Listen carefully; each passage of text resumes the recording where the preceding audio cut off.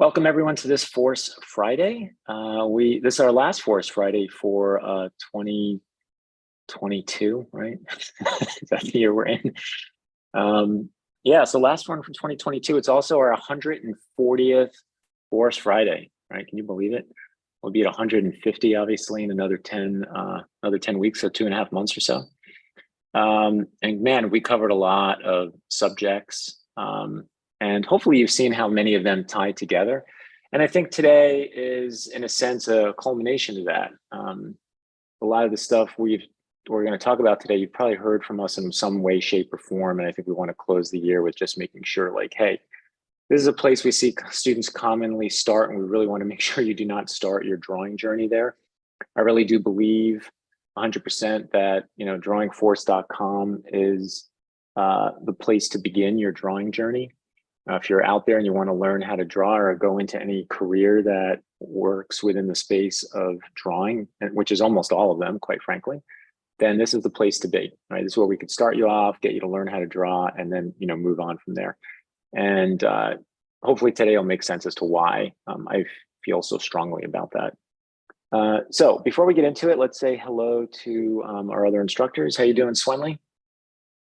Good. Getting into the new year's mood already. Yeah, new year, 2023. I would imagine you have some stuff planned for the weekend. Yes, going to Belgium to celebrate it there. So I'm curious about that. Awesome. Yeah, it's funny, I grew up in New York, but I never did the whole Times Square thing. It always looked like torture to me to see people like shivering in the cold, like surrounded, in this like gigantic tight crowd. So, but I don't know. It's interesting. I also think that certain parts of the country, maybe New Year's is more important than other areas. I don't like on the West Coast, it's never felt like it's as big a deal as it was on the East Coast. I think with New York being such a profound, location on the planet, and New Year's in Times Square, that it was a big deal. Like parties and stuff were really, really big deal, and people celebrate there. And when I talk to people over here, or even students that live on this coast, they're always like, yeah, I might have like a couple of people over, and that's it. It's not like some, big festive thing, So how about you, Ratunjay? How are you doing? And how's New Year's looking for you? Yeah, New Year's looking good. I'm very excited to move into the next year. I have a lot of exciting things going on, by the way, guys. So you're cooking something really good for you. Yes, a lot of cooking. We got some big pots on the stove for next year. A lot of stuff coming down the pipe. So, all right, guys. Well, let's get. Yeah, go ahead. Say what? It's looking tasty. So yes, a good stew, big chunks of stuff in it. So let's see here. I think Matunja, you actually start today. Let's get you powered up and get Swenley powered up there. So there you go, Swenley, get you all set for your segment. I will be last today. Oh, so before Matunja takes over, I just want to put out this reminder. This is the last reminder I'll be able to give you on this sale, because this sale ends on January 2nd, which I believe is Monday. So we still have this holiday sale going on for mentorship. It's the biggest sale we've ever had in all the years of mentorship. Like I said, ends January 2nd. So if you go to the website and you look at the mentorship page, so the website's drawingforce.com. If you go to the mentorship page, we have $200 off the 12 session packages, and almost $1,000 off. It's like $890 or something like that off of the 36 session package, right? And that, to me, that's just a final real commitment to, like, in 2023, I really want to start learning how to draw and go down that path for whatever reason it may be. It might be hobby, it might be changing career, it might be I want to create my own comic book, right? That's a really big one. I've got a lot of students that are like, you know what, this year I really want to create my own comic or my own children's book or whatever it might be, right? So now's a great time to do that, right? We've got some amazing sales for you to try to help you get set up for 2023 and working with Swenley, Matunjay, or myself. Okay. So please check that out. Like I said, this is the last time I'll be able to remind you because the next Friday we will be in 2023 and the sale will be over. Okay. All right. So all yours, Mrityunjay, whenever you're ready. Yeah. So as a reminder, as you can see in my camera, what we're talking about here at the beginning is where to not start, right? Where do you not want to start your journey? Okay. And that's where Mrityunjay is going to come on in. Yeah. So if you have any guesses, by the way, people, you can type in the chat. I'm not gonna keep anything that's like longer for you. So the answer is anatomy, right? Little 20th Century Fox. Yeah, I Awesome. Yeah, really like that's funny. rendered this out and Nice. badly. Yeah. Anyway, guys, so the answer is anatomy, right? This is now there are like many other places where people would start to go, you know, in the beginning of the journey, and they were like, oh, there's so many other things. There's also rendering, by the way, you know, the thing is, but since we're talking just about figure drawing in particular, one of the main culprit is the anatomy, right? You don't want to start with the anatomy thing first. So the problems with the anatomy, right? So what are the problems with the anatomy? So I have a few pointers here. Now, you focus on a small area, okay? So anatomy is like what? You basically start to study like bones and the muscles, okay? And these are parts, like these are like puzzle pieces, then you're like starting to like study. And I have a quite an interesting story to share myself. You know, I started with anatomy. You know, in my I remember like in my college, you know, the first thing that we studied is you know, like the skeletons, and then we go over the muscles, and then we go over the animal muscles and the animal anatomy. So it's all about like mostly anatomy, but I was kind of like lucky enough because my professor was like, you know, yeah, you need to get a good line quality first in order to like make it work. But the one thing that is mainly missing is like you're not focusing on the function of it. I'm going to show you some drawings from my university time afterwards. But yeah, you really start to focus on small areas, like small puzzle pieces, and you just forget about the big picture, okay? Which is completely the opposite what we teach in the, like what we teach here or in the mentorship basically is like, you know, you want to start big, okay? Like focus on the big ideas, then, you know, just move to smaller and smaller ideas, okay? Which is basically the hierarchical thing that we teach. So, and focus on the small area, forget about the big picture, what is really happening. And here's an example that I would like to give you. For example, like let's say you want to build a wall. Okay, I'm gonna grab my pen here. So, for example, like you're building like a wall, you know, just like a brick wall. So, what's happening? Like what you're doing, if you're like focusing on like one brick at a time, it's like this, and you're really placing it focus is like okay, it has to be in a straight line, you know, and if put like one brick after the other, you see like the line goes winky wonky, right? It doesn't go in a straight line. So what they do is like they first take a string, or they just like take straight scales or something like that and just like put that in a straight line, and then they start to like place the bricks, okay, in order to like make it a straight line, right? So this is one great example like why focusing on a small area is a bad idea. Okay, now the second thing is you focus on looks rather than function. Okay, so anatomy is like these like the muscles or the bones, right? So you really start focusing on like the bumps and you know how the muscle looks like, you know what is the belly shape, like where the tendons attached to, like those kind of things. Okay, do you start to focus on the looks of it rather than the function of it? If you just go on internet like searching for anatomical illustrations or anatomical drawings, you'll find like these like realistic drawings, you know, realistic drawing studies, okay, which look great, you know. The thing is, but the function piece, you know, so important. The function piece is like you don't want to ignore that, you know, just believe us. The thing is, your drawing should be functional before it starts to look good, okay? So you're focusing on the looks rather than the function, okay? This is one of the very big ones, okay? And then last but not least, and there might be more, but these are the things, the main things these are the main points that I thought like are really, really important. And the third one is like mind diverts towards rendering. Okay. So, and here I'm comparing it to myself. I was like studying my own workflows, like when I used to do anatomy, what I was actually focusing on. Okay. So I remember like making muscles like these. And my favorite part was, you won't believe, my favorite part was just to render it out, not to render it out, but just like making the fibers of it.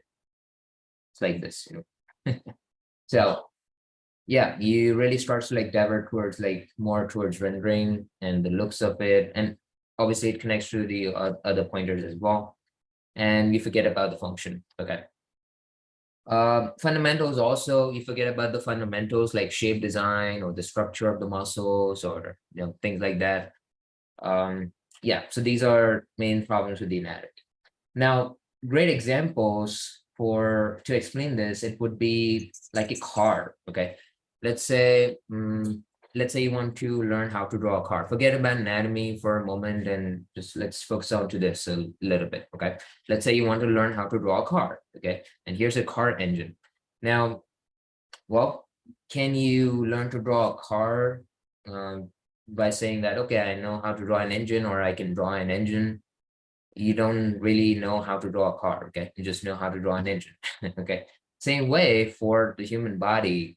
Like let's say let's say you say, oh, I know how to draw a rib cage, or I know how to draw a pelvis, or I know how to draw this bone or that bone. Now obviously I'm not saying that these are not important at all. You definitely want to get there, but the thing is we are talking about the starting. Okay, like the starting of your journey. This is not what you want to focus on, right? What you want to focus on is obviously the other fundamentals, the structure and the shape, which Mike and Swenley are going to cover, in later in the stream. Here's an example of a car door, right? There's also the anatomy of a car. Okay, car door is anatomy of the car, and then again, you just want to focus on the function and the shape, and let's say how the door moves. If you're starting, if you're starting to go in that way, well, that's when this is a little bit more useful. Okay. See right there, this is the anatomy of the car. Looks familiar to this, right? So here we have, yeah, the human body, and here we have the anatomy of the car. Okay. All right. So this is one of the examples that you can take. And then we have the joke we always do, doctor versus artist. So, well, think about this. Doctors are doing these anatomical illustrations, and if learning anatomy helps, well, they would be great artists. All of them would be great artists, but they're not, right? Not all of them, I would say. So the thing is, they need to think about like everything. Obviously, you cannot risk while you're like a doctor. You cannot like miss anything. But with artists, we also do have to care about the overall looks and the functions and the shapes of things, versus and purely doctors are really focusing on the function the most. Okay, but we do have to care about like other stuff as well, like shape design. It has to look good, it has to function better, function more. Okay, and things like that. So different. Okay, you just want to ask yourself, want to be a doctor or want to be an artist? Okay. All right, and so here's some work, by the way, from my university time. You see, I started with the anatomy. This is 2015, by the way. Okay, these illustrations are from 2015. And you see what I'm doing is like I'm just kind of copying things up. This is from the book. I was just like, oh, here's a rib cage and here's a pelvis. I'm just like copying it up. You see, again, the function thing, I'm kind of focusing on function here, the stretch and the squash. To me right now, if I just want to like give myself a little bit more advice to my young self, like in this stage, I'll just say it doesn't have that kind of feel to it. Okay, like the energy. I mean, I'm focusing on the stretch and the squash here, but it doesn't have that kind of feel to it yet. So instead of just like copying every details, you see like I am also like kind of tracing out the paths of each like ribs, and it's like getting attached to there. So this covers all the point that I covered in the problems with the anatomy section. It's like I'm focusing on small details. I'm focusing on a little bit of rendering. Everything has to be like realistic. And like basically what is called like vignettes. It's like basically like focusing on very small area. Okay, and everything goes like black off. You were very patient. Ah, yes, I am. One thing Sunny actually mentioned very a good point that I become patient doing all of this. You can get to this, by the way, but just we are saying that this is not in the beginning what you want to get. You know, so just these anatomical illustrations that I have. Now this is from 2017. This is like 2 years later. I got good at drawing. I have like more line control. Then at this stage, I really started to get into like more force and like started thinking about function a little bit more. But again, not completely transformed by this point. It's still, you see, like I'm really focusing on the rendering and things like that. I do see many people, many people just like start to learn anatomy, and the figure drawing doesn't work at all. It's just like proportion goes off, and it doesn't functions. That the function is like the main piece here, guys, because if you're drawing a person, let's say bending or like say turning and twisting, it doesn't feel lively. How do I know if it's not a sculpture, versus like a live human, like live breathing, moving model? It doesn't have like that kind of like energy, to it. So here are a couple more. You see, it's pretty like, yeah, just like Sunny said, I'm very patient in this section. So that's what the thing is. You see, I just started enjoying this. It's like rendering out the muscles and focusing on like small and small details. Was not really focusing on like the big picture of things. Okay. So I'm just gonna show you some more. Yeah, and you see, like I'm also like trying to remember the names here, which for the forearm muscles I never never get it. Hands, like, yeah, so this is the application of it. This is these are, let's see, I also written time. Oh, this is from the 18 stuff. So those are from 17 illustration. These are from 2018. Yeah, for some people this will be, oh, very good. It's like rendered out and looks kind of realistic a little bit. For me, it doesn't work. You see, like the torso still feels holistically like this. Is this, it doesn't have this like natural bend to it, or like more relaxment to it, which I actually want to get, in this drawing. I still have this drawing, and it's like good to like look back and where we are coming from. So the drawing doesn't work clearly. Okay, it's rendered out, it's all great, but it doesn't work. Okay, so this is these are like the problems with the anatomy. And I have a few drawings here from the anatomy book. Let's see, so I have a few drawings here from anatomy, just like I said. I have 3 drawings here, and these drawings like clearly work. Okay, you see, like it feels lively, right? It does have the energy, and you see like what's happening like within the muscles here. Mike actually just highlighted the traps here because that's from the back anatomy, from the neck anatomy part, okay, in the book. And you see like how the muscles are like bending, as like the face is like turning. It really feels like live, right? because the muscles are actually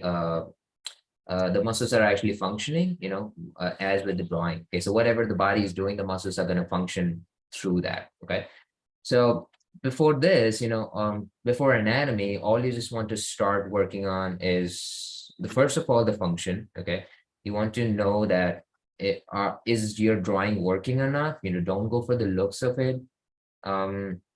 So Ellie's going to cover more, and Mike's going to cover more like how to do this. But in general, what you want to know first is you really want to ask yourself this question: am I working for the to like solve the problem, or I am just like working for the looks of it? Okay, do I enjoy the looks of it? Do I enjoy solving the problem, which is like how this drawing is going to function, just like the model is doing? Okay, you see, like before doing all of this, these are the main things that you want to figure out. Okay, the forces, you see like how the forces are working here.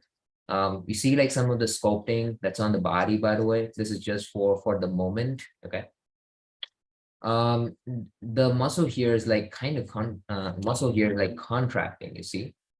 So it's all about the function. Okay, if you're just being curious about the function of it, if you're just being curious about how it works, okay, like this is the statement that you want to get into your mind, how it works. Okay, anatomy comes. Okay, anatomy or anything that you're trying to study, you know, that comes eventually. I'm not saying that you don't need to study that. You need to study that, but what is your base? What is the base that you're building that knowledge upon? Okay, is it for the looks or the rendering, or is it for your curious mind? Okay, like the base serves as a curious mind to you. Okay, to your foundation. Here's one more drawing, right? You see like how he's bending. Look at the squash here, right? Just amazing squash. Look at the stretch here. There's a very great squash. Obviously, this drawing is clearly working. Okay, you see like how the muscles are stretching, just like the hand is doing. Okay, like versus this hand as well. And just like we said, you know, always force, form, shape, anatomy. These are the four foundation pieces that you want to get to. Okay, force first. Okay, and force obviously the function, right, and the balance that we always teach. Then you want to go to structured side of things. Structured side of things is like you have this like kind of a spaghetti like figures. Okay, which is basically the function of the figure, or the energies of the figure, right? Then you want to give it some solid foundation, right, which is the structure. So you go into like boxes and cylinders and so on. Okay. So you're giving it like more of a solid foundation, so the drawing can balance itself, like it can stand, it has like more volume to deal with. Then you go into shape design, right, which is you're basically worrying about the contours and everything. Okay, like, oh, are the shapes good, are the shapes bad, or whatever, like you're dealing with the functionality of the shape. And then finally like you're moving into anatomy, and it becomes so easy. Like once you have this like base foundation done, like anatomy is already there. So in conclusion, anatomy is one of the main problems. You know, you don't want to go to anatomy, you don't want to start your drawing here. The first thing that you want to go for is your drawing working or not? Is your drawing functioning or not? And yeah, just like I said, anatomy doesn't make you a great artist, but study of it is important, but not in the beginning. Okay. All right. You guys have anything to add, or is there any question? No, I was just making clear that they know. I missed if you mentioned that these are drawings from the Force Anatomy book. So what's going on in this particular drawing is the conversation is around the trapezius, for instance.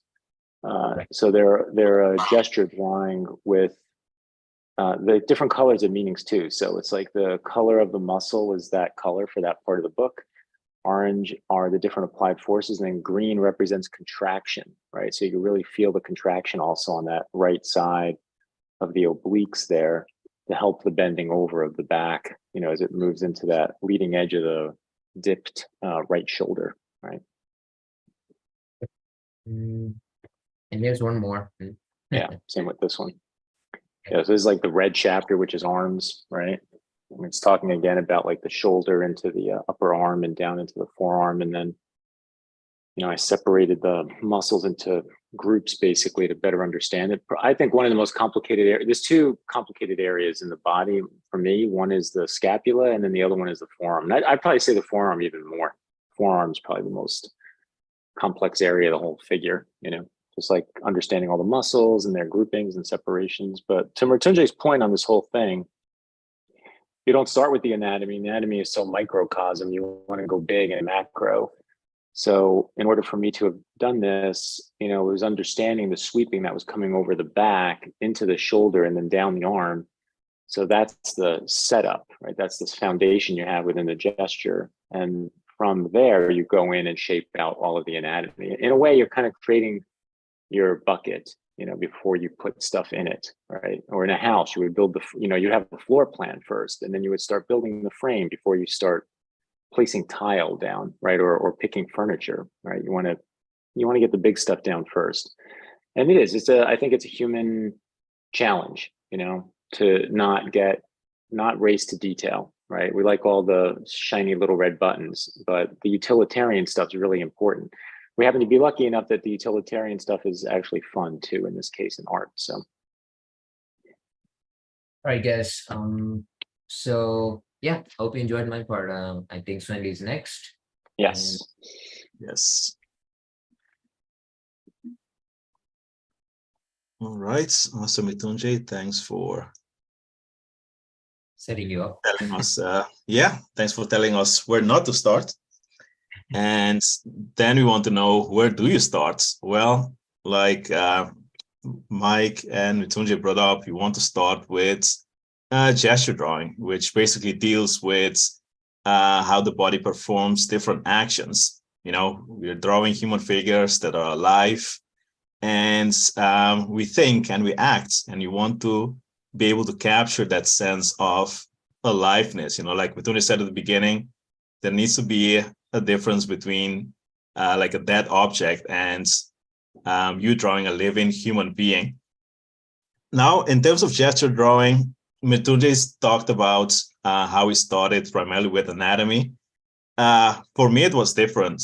For me, I started with structure, actually, because I come from industrial design.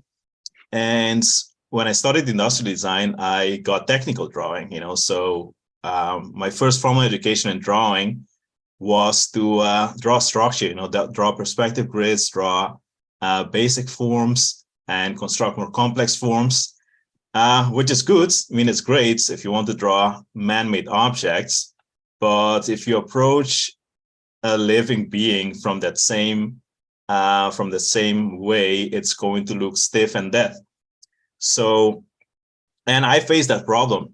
I tried to transfer all that, bring all that skill to figure drawing, and the figures had great structure, but they didn't have the illusion of life. So then, how did it all start for me with gesture drawing? Well, in my journey, as I was seeking for how to make my figure drawings look more alive, I remember coming across an article. I think it was a website called Animation World Magazine or something like that. Oh yeah, if I remember AWN. correctly. Huh? Yeah, it's called AWN, Animation World Network. Yeah, exactly. Oh yeah, something like that indeed. And they had this great article about gesture drawing and the importance of gesture drawing. And I was like, whoa, I've never, I mean, I'm sure I've heard the term before, but I never realized like what it really was and how important it was to figure drawing to be able to capture the sense of life and movements, of the figure. So that got me excited, and I started to practice gesture drawing daily, as was recommended. I started to do like 1 hour or 2 hours of gesture drawing on a daily basis. And I did this for a couple of years, and even after finishing school and starting to work as a professional artist in illustration and in concept art, I kept the habit of doing gesture drawings on a daily basis in an attempt to improve my skills. So it had some good things happening, but especially when dealing with character design, there was one main challenge that I faced, and that was that it was really hard for me to invent believable poses when doing character design. Like the part where I spend the most time was trying to just make the characters, and their posing look functional. I constantly kept running into the issue of things just not working, and as good as I was at structure, that wasn't the answer. Structure didn't solve that. It was a functionality problem. And that was very frustrating because I was like, I spent all these years practicing gesture drawing day in and day out, faithfully. So why am I still facing this major challenge when trying to invent poses from imagination? This should be easy by now. So I decided to go on a journey, and I was like, man, whatever it costs, I'm going to master this thing called gesture drawing. And in doing that, I studied many different methods that are out there that are taught. And I picked 3 of them to talk about my experience with them, their pros and cons. And probably you guys have come across this method as well for gesture drawing. So the first one, which I think is probably the easiest one, the most beginner-friendly one, is the stick figure. And I think it's beginners-friendly because, again, it's super simple. Even if you don't have much drawing experience, I think you can come in and get a decent stick figure done. I mean, people who can draw always joke about they cannot even draw a stick figure, but everyone can draw a stick figure. It's super easy. So I think this is a very beginners-friendly approach. And I've seen in teaching and looking at different artists' work, beginners artists, I've seen this pop up numerous times. People with no to little drawing experience use this method of the stick figure to start to try and capture the gesture. And I would say, besides being beginner friendly, I think one of the pros of the stick figure is that you get clear angles, especially if you're doing it with straight lines. You can do it with more fluid lines, which we will talk about. But if you're using simple straight lines, it gives you very clear angles. And in fact, in teaching on drawingforce.com, we use something called the gravity guide, which you've probably seen if you've watched our previous live streams. And we use a variation on this, meaning that we use sticks for the limbs, especially to look at the angles, and understand how the body works. So it's beginners friendly. It gives you clear angles, but I would say the main problem is that is very simple, too simple actually, and it gives you no functional understanding, meaning that you can sit there and try to copy the angles that the body is making, but that doesn't mean that you understand how the body works.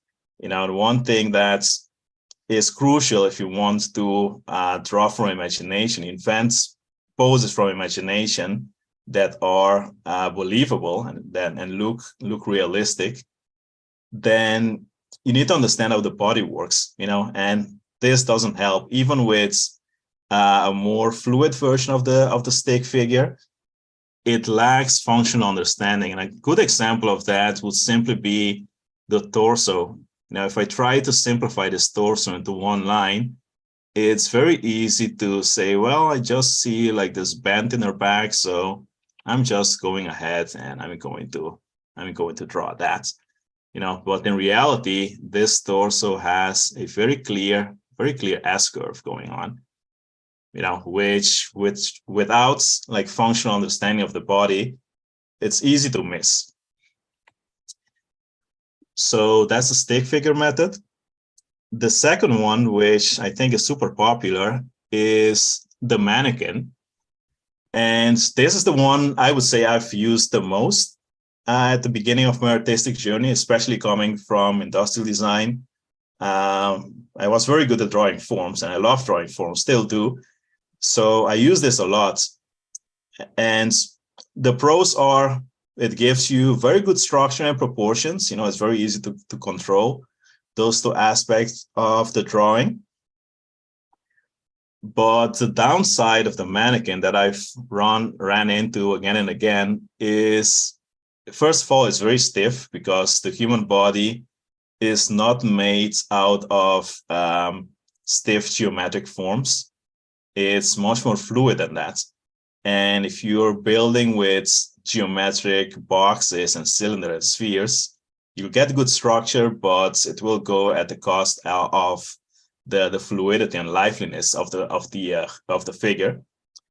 And again, no functional understanding. It gives you understanding about the structure of the figure, but it still doesn't help you understand how the body really works to perform the action that you're drawing. You're basically just duplicating the structure, which is good, but there is an important missing component. So that is the mannequin. And this is also a very popular one, which is the line of action. And the pro of the line of action that I found is it gets you started with a clear, big idea. You're like, this is the big idea of the pose, which is good. It's very good to have that big picture in mind. So for this pose, for example, it would be like a simple S curve. If you consider that you're starting from the leg and going up, kind of creates this S curve through the body. So gives us a good big idea. The problem is that it's too simple. It's oversimplified. And it's very possible to have to start with this very fluid S curve as your line of action. And then you hang a stiff, non-functional body on top of it. So you start with this nice fluid S curve, but then once you go to the body and you start building with a stick figure or with primitives, all the energy and the life gets sucked out of the drawing. So it's a good start, but it still doesn't solve the problem of drawing a fluid and lively figure. So no functional understanding. So in conclusion, the main problem with all of these approaches that I've just shown you guys is that they don't help you understand functionality. How does the body really work to perform all these different actions? So we need a method for gesture drawing that solves that problem. If you want to create the illusion of reality in real life, we have to deal with physics, especially gravity. So we have to bring those ideas to the drawing, and that's why I stuck with force drawing. It answered this constant problem that I was running into, and equipped me with the skills to invent believable poses. So with that, I'm going to give it over to Mike. All right. Thank you, Mattesi and Swinley. Yeah, you're welcome.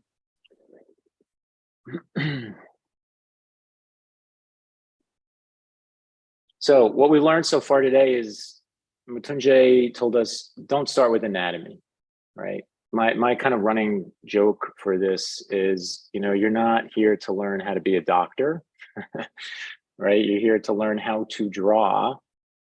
And learning how to draw is a bigger umbrella skill. And with the skill of learning how to draw, then you learn how to draw anything, basically. So all those videos even you see online, and we're partially guilty of these too, not maybe as much as others, but like learn how to draw the nose, learn how to draw a face, learn how to draw the arm. It's really learn how to draw. And now let's maybe look and see if I have some extra tips for you about this particular thing, right? But the skill here is to learn how to draw. Now we're trying to narrow that a little bit to one component of that and say, well, what about drawing the figure? Because drawing the figure is one of the fundamental skills to learn in order to learn how to draw, because chances are, not always, but chances are you might have figures in your work.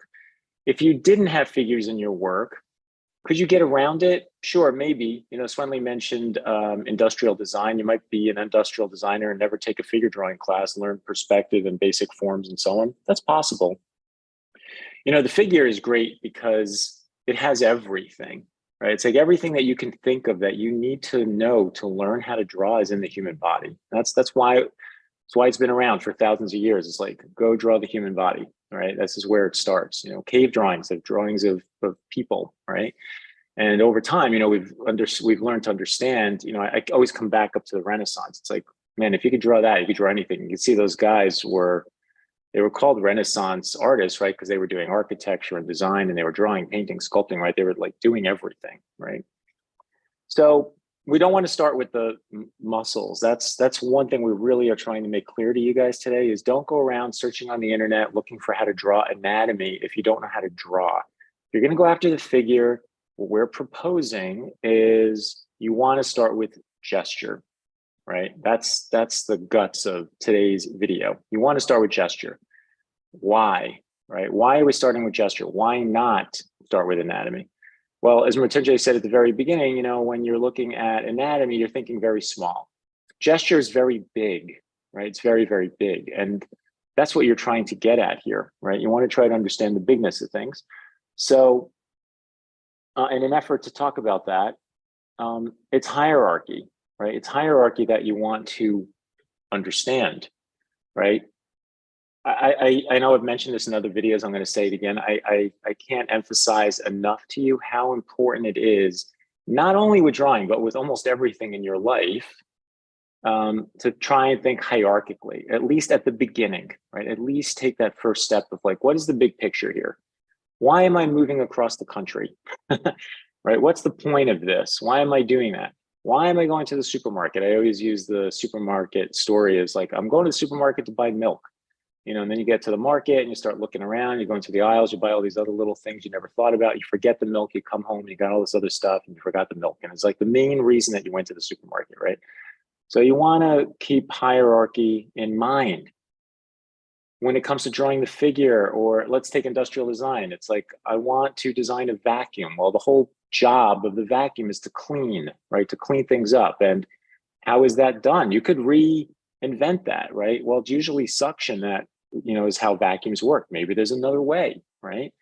Maybe there's new mechanics. Maybe cleaning is not sucking things up. Look at like leaf blowers. They do the opposite, right? They're like blowing things out of the way, right?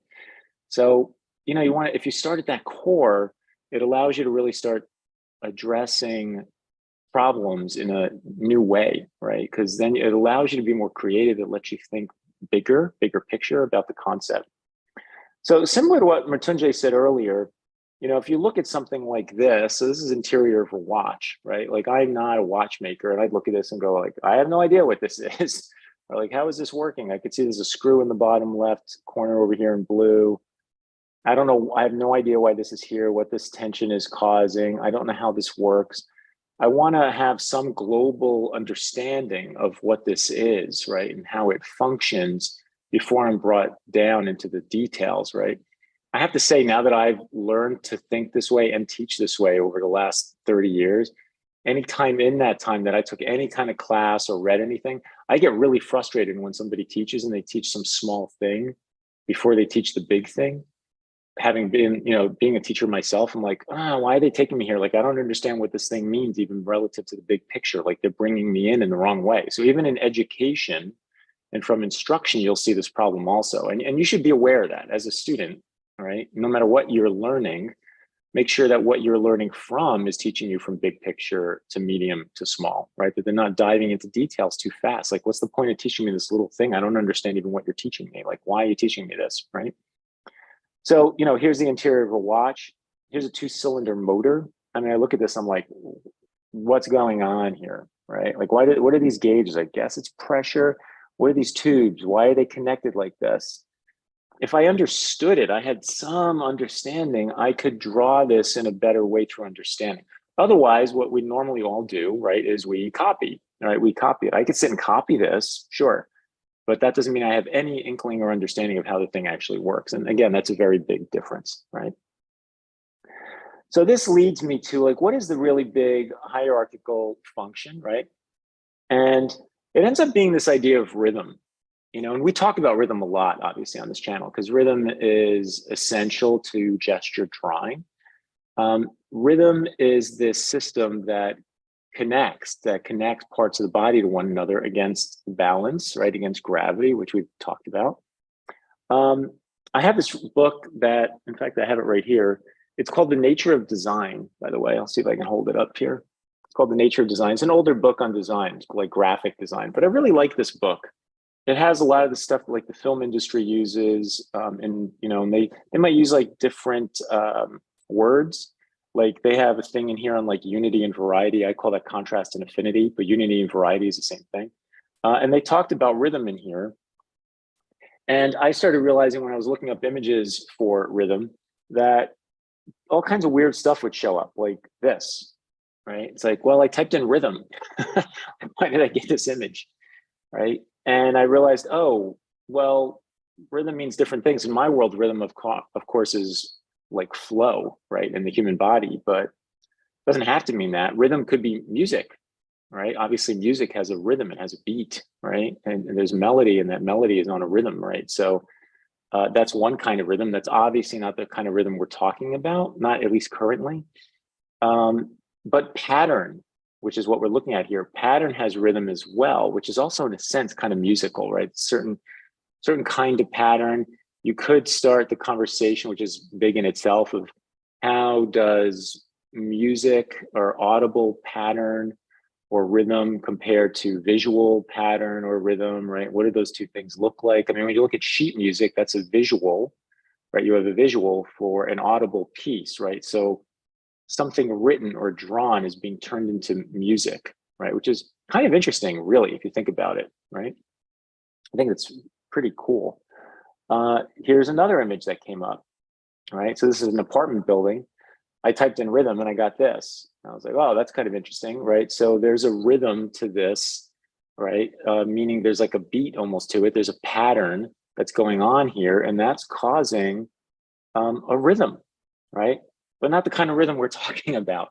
So when I looked up in that book the definition of this, they kind of made a great point about pattern has to have a more restricted sense of repetition of the object or the space in between the objects, right? Rhythm, the kind of rhythm we're talking about, there's this repetition, but it's not as rigid as a pattern, right? The repetition is in how the flow occurs, but it doesn't have to be this exacting, right? It doesn't have to be this exacting. Same with music, right? Music is more exacting, right? It's like there's a certain count that the beat is at, which creates that rhythm, right? You might be into jazz or something like that. Maybe they change it up here and there, sure. So maybe that's a little bit more like the human body, right? Jazz, human body. I could see that being a connection, right? So that's not what we're talking about. So I kept digging into this, right, to figure out where this is going to take me. And I was like, well, it's kind of interesting. This is pattern, but rhythmic, because in a weird way, there's flow in here, right? All of a sudden, this is leading to flow, right? There's a rhythm in the flow. There's also a rhythm in the pattern because all of these lines are kind of the same size. I didn't look yet to see if there could even be, no, I don't see that in here. I was going to say there could be a pattern in the color, right? So you could argue and say, hey, there's a rhythm within the color itself. It's like orange, blue, red, green, orange, blue, red, green, right? And so on and so on, you see? So, you know, that led me to this, and that made me go finally to, yeah, but this isn't really what we're talking about. We're getting closer. What I'm talking about is something more like this, right? It's like, so here is rhythm, right? And rhythm connects things in a fluid way. And I think connection is the big word here. So it's not pattern, it's connection. Things connect from one place to another over time and space, right? Over distance. And that's the kind of rhythm I'm talking about. And I'm being very abstract here, right? Big picture, right? Big picture first before we get into the small stuff, right? So I'm trying to take you in here from a very abstract view, okay? So you can see this starts giving me some rhythm. Look at the rhythm across these, I guess it's rocks. It looks like this was played with in Photoshop. I doubt this went from this blue to orange so perfectly, right? But you could see this like flow of the rock, right? It's like how this sweeps up, it comes up and over and around, right? Super fluid. You can see that also here in the different levels of the rock on the side, the flow of that, right? It's connective. It's like connective tissue. It's getting us from one place to another, right? And we have this image, right? You can see that there's a rhythm, a flow in the sky, right? There's even some flow. You can go across like the tops of the trees, and that creates a connection that's going up and down and up and down. I can create lines in there that connect things together, and it's not purely pattern. So for instance, in the trees, let's kind of separate this out a little bit. We could say that there's some kind of pattern going on here with their shapes and how they work, and there's small ones and big ones and small and big and medium, and it's like this. And we kind of have this that's going on. It's not even necessarily repetitive, right? But there's a thing going on there, and you could translate that to music, right? But the sky is going like this, right? And the trees, if I connect, are going like this, right? So that's more of what we're trying to talk about. It's like, how do we find this, you know, in the body, right? How do we find this kind of flow? And I found this image. I was like, whoa, now I'm getting much closer, right? This is really connected, super fluid, and that flow is creating rhythms, right? The flow is actually creating these rhythms. So this is all flowing. When I say rhythm, what I say rhythm versus the idea of music, it means that rhythm is going to go one way and then go the other way, right? It naturally, in nature, things want to go in one direction and then the opposite direction, and then in one direction and then in the opposite direction, right? So it's like we're going from here, and then suddenly we come back, and we go here, and it'll probably come back on itself again. And we talked about this not that long ago in another live stream. Why is this? It's because of gravity, right? Gravity is pulling down. So nature has a tendency to go one direction, and then because of that, more weight gets pushed to one side, and it has to compensate, right, and end up on the other side. So here it is, right? It's like, look at a swan's neck, right? Swan's neck is a great example. It's like, it's all the way over here. So it goes far to the right and then goes far to the left, you see? So this is a natural rhythm, right? And this is how the body works, right? The body's doing the same thing because of weight. You know, we could say, well, there's a lot of weight going on here, and this is all going to fall back. It balanced against this weight. So already we have a balance between like this weight number one, and weight number two, right? And then what is it going to do? It still has more distance to go to get to the body. So instead of just going straight down here, it goes this way again, right? We have this weight over here. We have weight number three.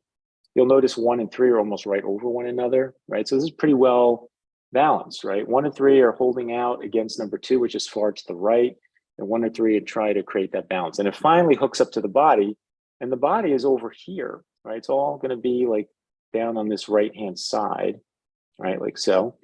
So 2 can move out over that, right? It's okay. Because imagine we didn't have the body, right? Like we'd probably fall to the left because there's more weight on the left-hand side than the right-hand side. But all of this is counterbalancing against the base of the swan's torso, right, of their body, right? So what I'm getting at here is this is all big picture thinking. The abstraction of all this is big picture thinking, which leads us to the human body, right? And again, what we're proposing today is that we don't start with anatomy, right? You start with gesture. Because that's the big picture. You can't really get much bigger than that with the human body, right? Not when it comes to what its function is, as Swenley also mentioned, right? We want to think about the function of things. How does it work? And the function I'm proposing today is to really understand rhythm, right? Because rhythm is balance,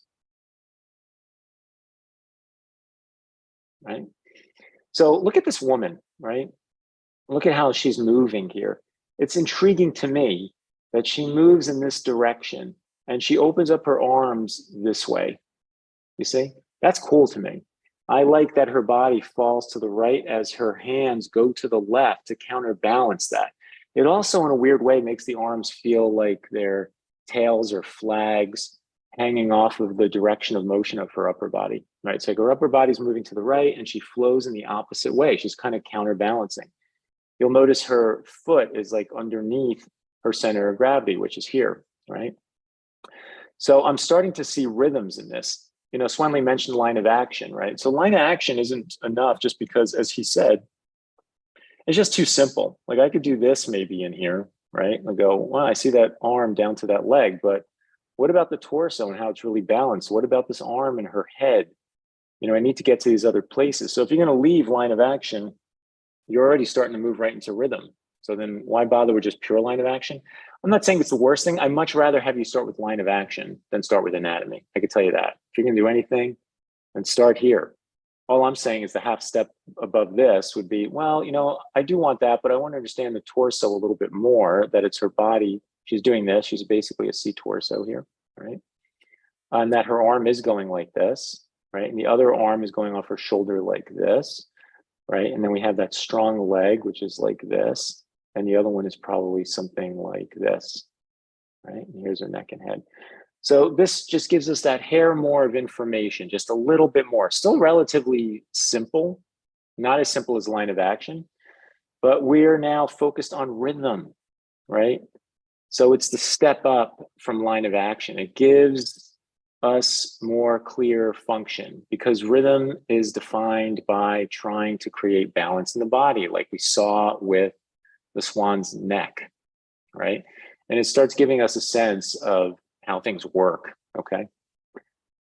So after you get the whole body, you know, we were talking about anatomy, this idea of understanding the big picture then leads you down to the smaller stuff. See, I can look at this person's back and see energy, right? I could see things flowing this way, right? We could see this. You could see it in the skin. You could see the pulling, right? So everything is kind of exploding outward this way, right? Like this, and it's going to hit the shoulder over here and then go back down the arm. Now, normally I wouldn't honestly be aware enough or lucky enough to see that on something so specific, but I'm bringing in my knowledge of understanding this whole pose. So I know when I look at this little piece, how this is all going to work. I might see some of this, you know, if I'm astute enough to see like skin is kind of pulling like this, so maybe there's some force, you know, moving this way. Sure, maybe I get some of this going. But what I won't necessarily know is, well, that's because it's all driving towards the shoulder, right? And then I know the shoulder is going to lead to the back of the arm. That's from all the big picture thinking, right? So the big picture thinking is what leads me to understanding this little stuff, right? The little picture. So that's, again, what we're recommending. You want to go for gesture first, not anatomy, right? We don't want the small stuff. We want the big stuff. It's like those little Russian dolls, right? Like you want the big one, and then you open it up and get to medium and open it up and open up, and you get to smaller and smaller and smaller, right? So you can use that. That's a great metaphor, right? So I brought in some model photos. We have like a minute and a half or so left. Let's just kind of take a quick look at them, right? Figure out what's going on.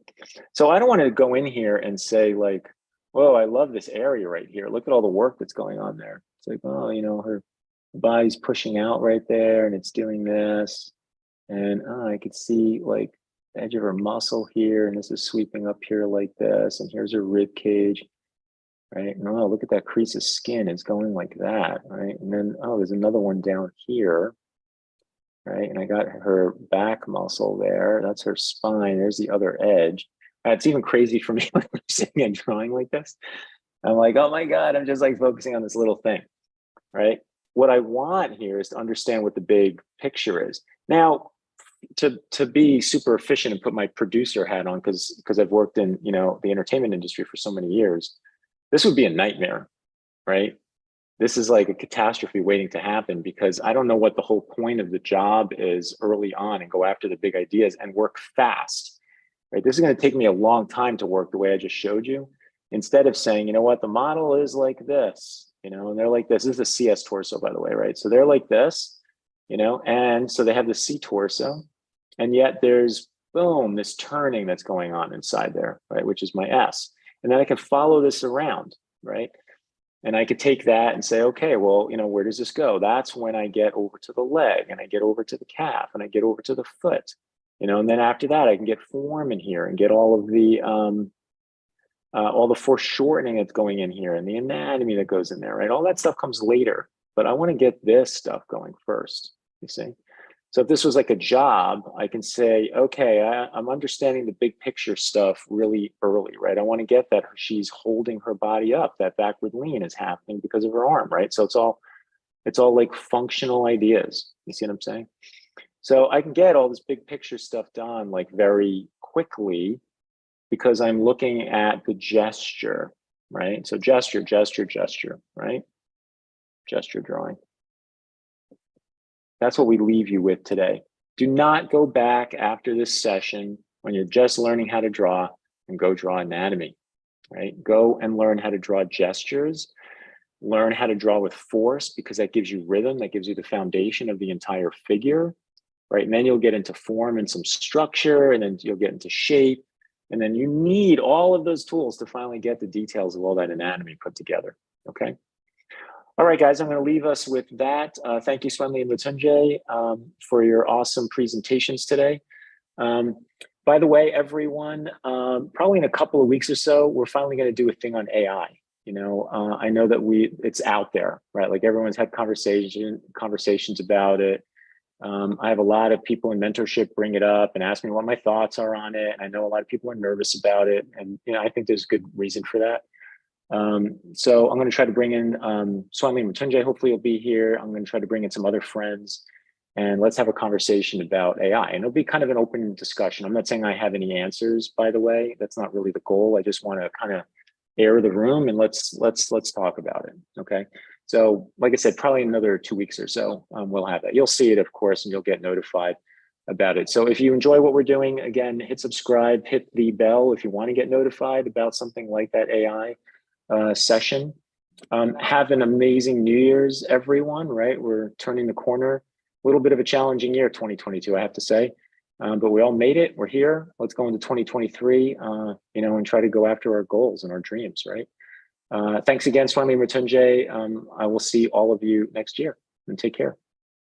Bye, guys. Bye-bye. All right. See ya.